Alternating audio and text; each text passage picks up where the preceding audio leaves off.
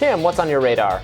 Well, the various anti-mandate protests around the world have been getting little to no coverage, even though thousands upon thousands have been taking to the streets all across Europe each and every week. Now, Robbie covered the anti-mandate protest that happened in D.C. over the weekend, although maybe not the way I would have covered it, but nonetheless. But I do want to tell you about another protest happening right now just across the border in Canada. On Sunday, a protest in the form of a massive convoy of truckers kicked off in British Columbia with cheering crowds lining the streets and filling up overpasses. It's unknown exactly how many truckers are taking part in this convoy, but the estimated number is 35,000 to 50,000 trucks, with more trucks joining in as the convoy makes its way across Canada. And in many of the towns they pass through, crowds are waiting in sub-zero temperatures cheering them on. Some are even giving out cookies. The ultimate destination is Ottawa, where the truckers and their supporters intend to protest the Trudeau government over their newly implemented cross-border vaccine mandates. The Canadian cross-border vaccine mandate applies only to truckers who move goods across the U.S.-Canadian border. Truckers who stay inside of Canada are not subject to this. The new rule, which took effect January 15th, requires all truckers be vaccinated or, if Canadian, quarantined for 14 days upon arrival in Canada. If you're not Canadian and not vaccinated, you cannot enter the country. The Canadian government estimates about 10 to 15% of their trucking population is unvaccinated. Of course, now that the definition of what is fully vaccinated could be changed to include boosters, my guess is that number would increase significantly. And that's an important point to remember when looking not only at this protest, but every other anti-mandate protest going on around the world and here in the U.S. People are realizing that even if they were all about getting the vaccine and did their 2 doses and perhaps even vaccinated their kids, they could then be coerced into this new moving of the goalposts to include boosters. And they're not thrilled with that idea. A lot of people who are fully vaccinated are becoming quote unquote anti-vaxxers and joining these protests because they're not willing to be coerced into what could end up being bi or even tri-annual mandates. The Canadian truckers aren't only protesting the Canadian government's cross-border mandate rule, they're also protesting the U.S.'s same mandate, which prohibits unvaccinated foreign truckers from crossing into the States.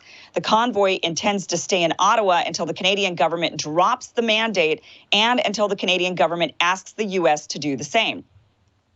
Canadian grocery stores are already feeling the effects of this supply chain disruption on top of what has already been supply chain problems. Some stores are reporting a shortage, but most are saying that they're getting the goods. They're just coming in at a much higher price, which isn't welcome when prices are already soaring.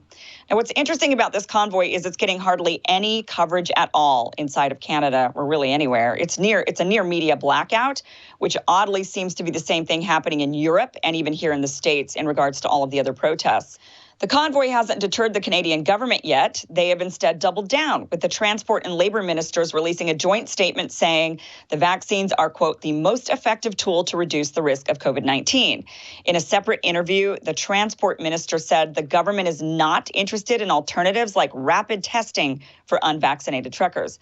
He stated, our plan is to defeat COVID and end the pandemic as quickly as possible. What we're doing right now is for the protection of truck drivers, but also for the protection of our supply chain and our economy. The best way to deal with COVID is through vaccination. There's been some interesting and even eyebrow-raising opposition to the convoy. There's the obvious and blatant media blackout.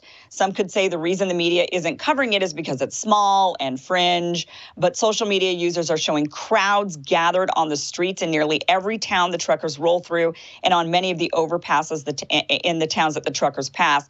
Also, the convoy has raised over $5 million through GoFundMe, and I'd say this is not small or fringe, definitely not as small or fringe as the government wants it to be, especially when you're talking about 35 to 50,000 trucks. The Canadian Trucking Alliance denounced the convoy, issuing a statement saying, quote, the Canadian Trucking Alliance does not support and strongly disapproves of any protests on public roadways, highways, and bridges. CTA believes such actions, especially those that interfere with public safety, are not how disagreements with government policies should be expressed. Which is kind of odd because truckers drive every day. I mean, that's their job. So I'm not sure how protesting by driving is interfering with any public safety. And of course, there's those looking to demonize and discredit the protest by claiming those who are participating are alt-right or anti-vaxxers. Gerald Butts, the former principal secretary to Prime Minister Justin Trudeau, called the group separatists. So now people on social are equating the group to terrorists, which seems to be where we're at these days. Anyone protesting anything at all, be it police brutality, masking kids, election outcomes, and vaccine mandates, is now a radical terrorist in some form. I do want to read part of this statement that was released from the Convoy. Quote, "The trucking convoy is not anti-vaccination. It is anti-government mandates. Many of us are vaccinated. We simply believe that every Canadian should be free to choose and face no discrimination or restrictions on their freedom due to their choice. The Canadian Trucking Alliance is a spineless private organization that does not speak for us. No more lockdowns, no forced vaccination. And yes, if it is forced, it is forced when you choose between a shot you don't want and your ability to feed yourself. Truckers will not block emergency vehicles at any point ever and will even assist any person in need at any point in the convoy or protest," which is what truckers often do when you're stranded on the side of the road. Look for a trucker. Lastly, I want us to remember this tweet that was shared by Prime Minister Justin Trudeau in March of 2020. When we were all sheltering in place away from the virus, truckers were braving it and working to keep us all fed and stores stocked. Trudeau tweeted, "While many of us are working from home, there are others who aren't able to do that, like the truck drivers who are working day and night to make sure our shelves are stocked. So when you can, please thank a trucker for everything they're doing and help them however you can." Oh, he cares so much. Well, you know what? And it really does boil down to that. We saw this with all of these politicians and people thanking truckers, thanking nurses, thanking all of these frontline workers. And then suddenly, when they don't handle the pandemic the exact way they want, they then say, we got to get rid of these people. They're no good now. Suddenly, you know, the people that risked it, I mean, especially in the very beginning of the pandemic, when people didn't fully understand the virus, the hospitals absolutely did not know how to treat it. These frontline workers, these people that were essential workers, I should say, they were braving it while people were at home sipping their coffee, being on Zoom, on Zoom meetings.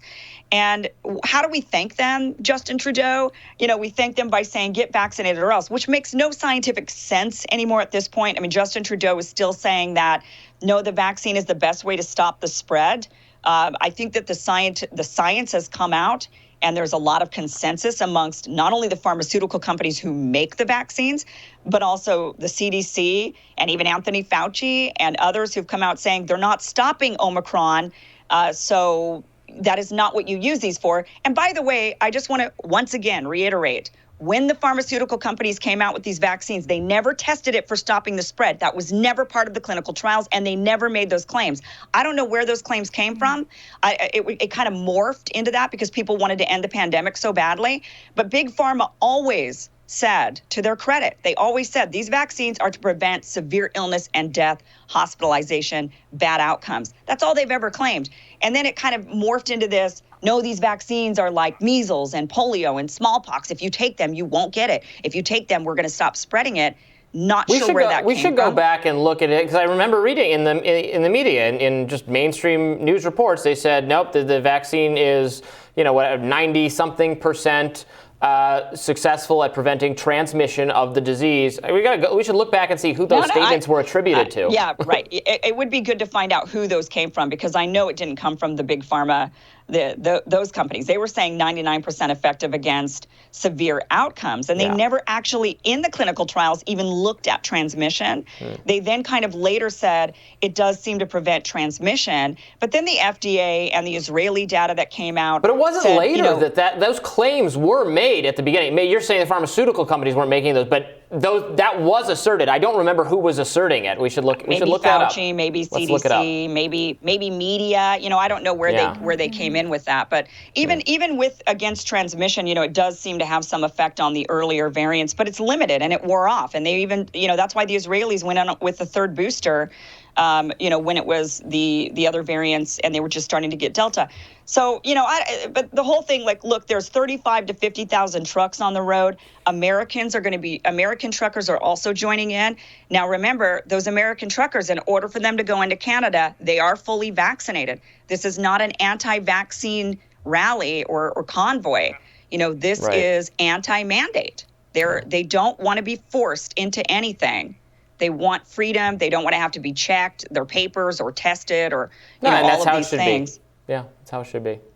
So good luck to these guys. They're making their way to Ottawa, and we'll see, what the outcome of this big protest is. But it is disrupting the supply chain, which is already disrupted. So there might be actual power behind this. Wow. Well, we'll see. And we'll have more Rising right after this. Stick around.